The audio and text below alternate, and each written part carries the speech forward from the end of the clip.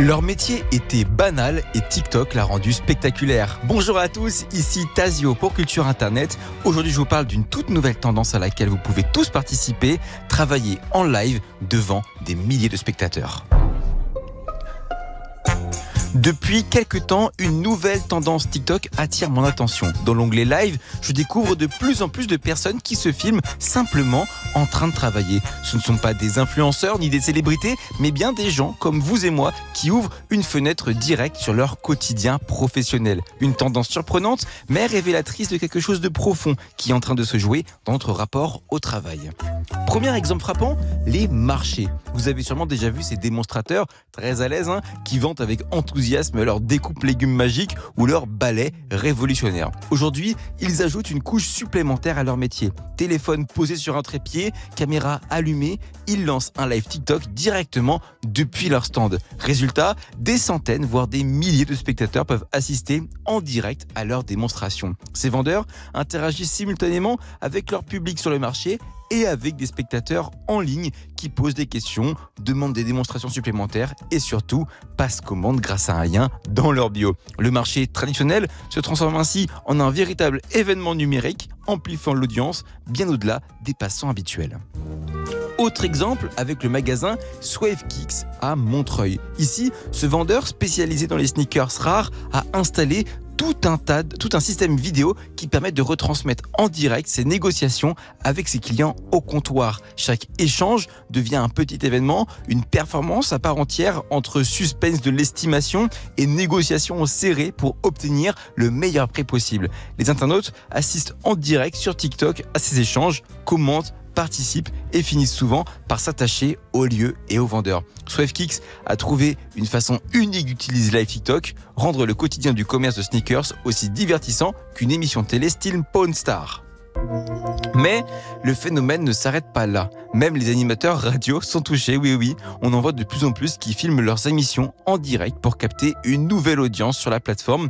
Pendant les pauses musicales ou publicitaires, ces animateurs discutent directement avec leurs spectateurs TikTok. Ils prennent leurs réactions en compte, répondent à leurs questions et vont parfois même jusqu'à leur demander de choisir la prochaine chanson diffusée ou leur faire des dédicaces lorsque l'antenne reprend. Le métier d'animateur se transforme ainsi.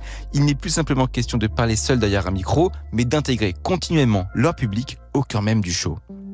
Mais le phénomène touche aussi des métiers beaucoup plus traditionnels. Des couvreurs, des menuisiers ou encore des préparateurs de commandes font également des lives TikTok. Ici, il n'y a pas de grande mise en scène, simplement le travail en lui-même filmé dans toute sa simplicité et son authenticité. Certains y voient une occasion d'occuper leur journée ou de rompre l'ennui. Ils discutent avec les spectateurs, répondent aux questions, partagent des astuces tout en effectuant leurs tâches. Ces contenus deviennent étonnamment captivants grâce à leur simplicité, leur rythme hypnotique et cette proximité créée par le direct. Ça permet aussi de valoriser ces métiers, souvent invisibles, leur donnant une nouvelle reconnaissance auprès d'un public plus large et diversifié. Enfin, certains entrepreneurs poussent cette logique à son paroxysme en transformant les lives TikTok en activité principale. On voit ainsi émerger des vendeurs de bonbons qui passent leur journée à remplir des colis en direct depuis chez eux, entourés de centaines de variétés de sucreries aux couleurs flashy. Ils discutent avec leurs clients via le chat, prennent les commandes en direct et remplissent les cartons. Même logique pour les dropshippers, les produits sont vendus en direct grâce à une simple interaction. On assiste alors à une sorte de téléachat nouvelle génération, plus spontané et ultra adapté aux usages actuels des réseaux.